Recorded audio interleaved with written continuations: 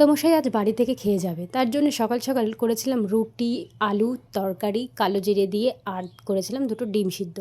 তো যাই হোক, এদিকে জেঠুর কাছ থেকে নিয়েছিলাম তো হচ্ছে করলা, আর এদিকে আমাদের বাড়িতে ঢালা হচ্ছে মাটি।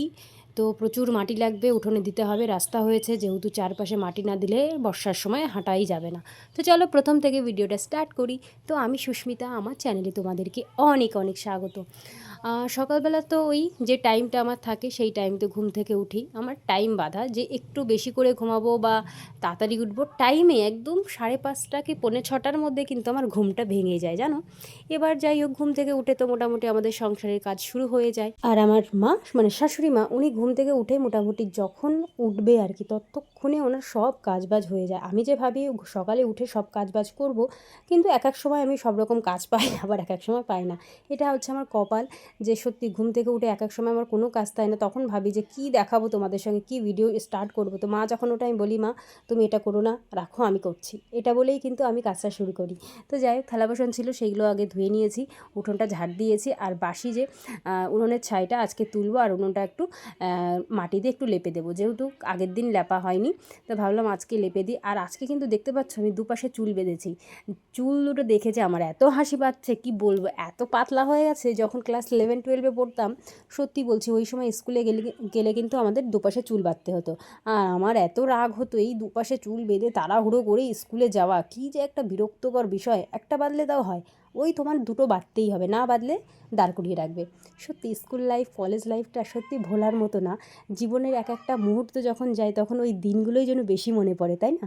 প্রত্যেকটা মেয়ের কিন্তু তাই, কলেজ লাইফের আর বিশেষ করে স্কুল লাইফ সব থেকে বেস্ট মোমেন্ট, আর সারাটা জীবন যেন মনে থাকে। যদি ওই সময়টা যদি তোমাদের কাদের কাদের কিন্তু এখনও সেই দিনগুলো মনে পড়ে, অবশ্যই কিন্তু কমেন্টে জানাবে।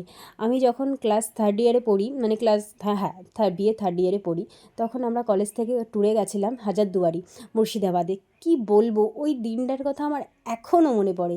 বন্ধু বান্ধবী, তারপরে স্যাররা ছিল, ম্যাডাম ছিল, এত সুন্দর দিন কেটেছে।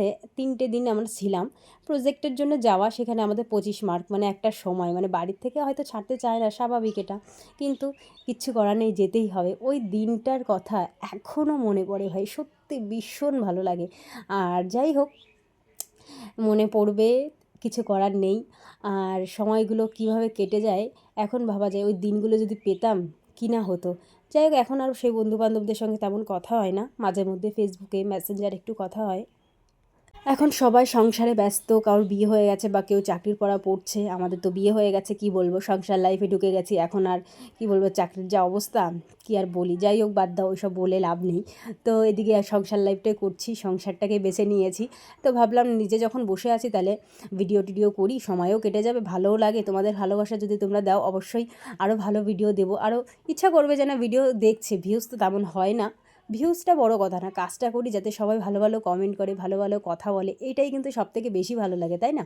আমার তো খুব ভালো লাগে, ভালো কমেন্ট আসলেই যেন মন চায় যে সবার সঙ্গে একটু কথা বলি।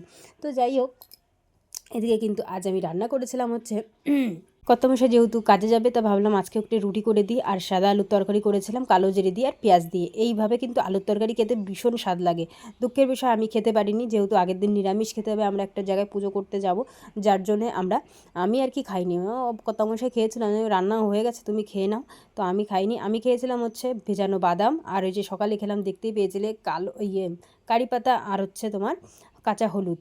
একদিন খাই তো দুদিন খাই না, 3 দিন খাই তো 4 দিন খাই না, এরকম আমার অবস্থা। যাই হোক, কিছু করার নেই। এদিকে কিন্তু আমি রুটিটাও বানিয়ে, যাই হোক, অনেক দিন পরে সকালবেলা রুটি করলাম। রুটির সঙ্গে কিন্তু এই আলুর তরকারি খেতে খুবই ভালো লাগে। তো আমি তো খাবো না, কলা দিয়ে 2-1টা খেয়ে নেবো, বেশি খাবো না। তো যাই হোক, এদিকে কিন্তু রুটিগুলো বেশ ভালোই হচ্ছিলো, আবার 2-1টা ফুল ছিল না, কিন্তু কিছু করার নেই। আমার যা রুটির অবস্থা কী আর বলি, অনেক দিন পরে রুটি বানালে কিন্তু আমার হাতে গোল হতে চায় না, তেড়া বেড়া হতেই থাকে। যাই হোক, রান্নাবান্না হয়ে গেলে কিন্তু কর্তামশাইকে খেতে দিলাম। এদিকে আলুর তরকারি, ডিম সিদ্ধ, একটা কলা দিয়েছিলাম। আমি বললাম তাড়াতাড়ি করে তুমি খেয়ে নাও। তো অনেক দিন পরে যাই হোক, ওকে রুটি আর আলুর তরকারি করে দিলাম। সকালে যেহেতু খেয়ে যায় না, আবার মাঝে মাঝে খেয়ে যায়, ঠিক নেই। যাই হোক, ও বেরিয়ে যাবে ওর মতো। তারপরে আমি এদিকে শাশুড়ি মা কাটছিল হচ্ছে ডাঁটা চচ্চড়ি করবে, এদিকে নিরামিষ, আর হচ্ছে মুগের ডাল, লাউ দিয়ে করবে। এই মুগের ডাল কিন্তু লাউ দিয়ে খেতে ভীষণ ভালো লাগে, আর গাছের লাউ। আর যাই হোক, গাছের লাউ বেশি দিন থাকবে না, যেহেতু গাছ কেটে দেওয়া হবে, গাছে আর লাউ হচ্ছে না, যেহেতু ছাদের উপরে টিনের উপরে আছে না, এই লাউ বেশি থাকলে না বৃষ্টি বর্ষা হলে ভারী সমস্যা হয়ে যায়। আর দেখো, এই যে জেঠুর থেকে নিয়েছিলাম হচ্ছে উচ্ছে, এই উচ্ছেগুলো এত সুন্দর, কি বলবো, 500 আমরা নিয়েছিলাম 20 টাকা দিয়ে। তো যাই হোক, বেশ টাটকা উচ্ছে একদম, কি বলবো, তখন পরে মনে হচ্ছিলো যে 1 কিলো নিলে ভালো হতো। আমরা প্রতিদিন এই উচ্ছে ভাজা করি, সিদ্ধ করি, কাসুন্দি দিয়ে এত টেস্ট লাগে কি আর বলি। তো যাই হোক, এদিকে কিন্তু আমাদের বাড়িতে দেওয়া হবে মাটি। তো মাটির জন্য এখানে জায়গা করা হচ্ছে, যেহেতু রাস্তা করা হয়েছে, রাস্তা উঁচু হওয়াতে এখন বাড়িতে মাটি দিতে হবে। বর্ষাকালে আমাদের বাড়িতে একদম হাঁটা যায় না, যার জন্য এক এক ট্রলি মাটির দাম জানো কত? 900 টাকা করে ভাই। কটুক মাটি থাকে, সত্যি মাটির কি দাম, কিছু করার নেই, নিতেই হবে। আর যেই পাশে একটা ছোট্ট ঘর দেখছো, এই ঘরটাকে ভেঙে দিতে হবে, কারণ এই ঘর না ভাঙলে আমাদের ঘরের মানে আমাদের উঠোনে গাড়িটা আসতে পারবে না, যার জন্য মানে ঘরটা ভাঙতে হবে জেসিপি দিয়ে। যাই হোক, এদিকে কিন্তু এদিকে দেখে তারপরে চলে এসেছিলাম ঘরে, মাকে সব কিছু গুছিয়ে দিলাম। এদিকে মা রান্না বসিয়ে দিয়েছে মুগের ডাল। মায়ের হাতে মুগের ডালটা কিন্তু বেশ স্বাদ হয়, মানে আমার শাশুড়ি মায়ের হাতে ভারী ভালো লাগে খেতে, তা ওনাকেই বলেছে তুমি রান্না করো। তারপরে আমি চলে এসেছিলাম একটু মাঠে। মাঠের ওয়েদারটা দেখো কি দারুণ, মানে চারিদিকে হাওয়া। এই যে পুকুরটা দেখতে পাচ্ছ, এই পুকুরটা থেকে আর কদিন পরেই মাছ ধরা হবে, প্রচুর মাছ হয়, শিঙি মাছ, কই মাছ, জিল মাছ, মাগুর মাছ প্রচুর। তো যাই হোক, এদিকে ঘরে এসে ভাবলাম ঘরটা একটু গুছিয়ে নিই। সকালে আমি বিছানাটা ঠিকভাবে তোলা হয়নি, আমার কর্তামশাই বিছানা তুলেছে, দেখতেই পাচ্ছ। তো যাই হোক, এদিকে কিন্তু বিছানাটা আমি আবার ভাবলাম যে ঠিকঠাক করে গুছিয়ে রাখি, ওর তোলা ছেলে মানুষের কাজ, কিন্তু যেটুকু করেছে সেটুকুই শান্তি বলো। তারপর যাই হোক, আমি ভাবলাম যে বিছানাটা আজকে তুলে নতুন চাদর একটা পাতবো, তার জন্যে নতুন চাদর একটা পেতে দিয়েছি। নতুন বলতে মানে আর কি ধোয়া চাদর, নতুন তো না, এটা পুরনো চাদরই। তো যাই হোক, এদিকে কিন্তু বিছানাটা ঠিক করে নিয়েছি। তারপরে যে কাঁথাটা ছিল সেটা ভাঁজ করে রেখে দেবো। ঘরের আমাদের টুকিটাকির কাজের শেষ নেই, একটা কাজ শেষ হলে আরেকটা কাজ শুরু হয়। সকালবেলা অ্যাকচুয়ালি থাকেও প্রচুর কাজ থাকে, যেহেতু কাজ বলতে রান্নাবান্না, ঘরটার ঝাড় দেওয়া, মোছা, অনেক কাজই থাকে, যার জন্যে কাজের পরিমাণটা সকালবেলাই বেশি থাকে। তো যাই হোক, এদিকে তো ভাবলাম ঘরটা আজকে মুছেই দিই।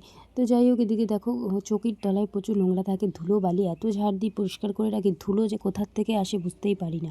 তো যাই হোক, দেখো বসে বসে কিন্তু সব ধুলোগুলো বার করে তারপর ঘরগুলো মুছে ফেললাম এক এক করে। তো এদিকে ঠাকুর ঘর দিয়ে, মায়ের ঘর দিয়ে, বারান্দা দিয়ে মোছা হয়ে গেছে। তো আমার ঘরটা বাকি ছিল, তো এই ঘরটা মুছে নিয়েছি। তো যাই হোক, এদিকে কিন্তু ঘরটার আমার সব মোছাই কমপ্লিট হয়ে গেছে। তারপরে এদিকে মা কিন্তু সব রান্নাবান্না কমপ্লিট হয়ে গেছে। মা এদিকে রান্না করেছে দেখো সজনের ডাঁটার চচ্চড়ি সর্ষে বাটা দিয়ে, আর এদিকে হচ্ছে ভাত, আর এদিকে আছে উচ্ছে ভাজা, আর করেছে হচ্ছে মুগের ডাল দিয়ে তোমার লাউ। এই ডালটা কে কে খেতে পছন্দ করে অবশ্যই কিন্তু কমেন্টে আমাকে জানাবে অবশ্যই।